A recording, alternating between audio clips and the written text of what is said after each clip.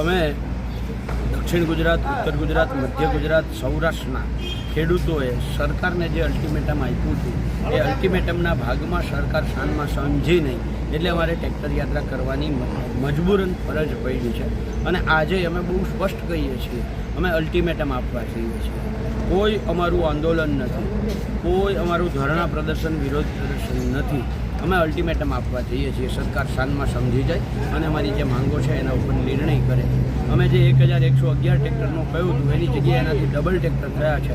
અને સરકારે એની આઈબીના રિપોર્ટોમાં જે સંખ્યાનો અંદાજ કર્યો હતો એનાથી 4 ગણા ખેડૂતો સ્વયંભૂ પોતાની રીતે આવ્યા છે. ગુજરાત કિસાન સંઘર્ષ સમિતિ અને કિસાન કોંગ્રેસની આખી જે ટીમ સતત આમાં જે પ્રયાસો કર્યા છે. અને આ પરિણામે જો સરકાર શાનમાં નહીં સમજે તો આવનારા દિવસોમાં અમે આનાથી પણ વધારે અને મોટી તાકાતથી ગાંધીનગર આવી અને ધામા નાખશું. આજે અલ્ટિમેટમ આપીએ છીએ ત્યારે આંદોલનની શરૂઆત થશે. 15 જૂન આજની તારીખે આંદોલનની શરૂઆત છે, અંત નથી.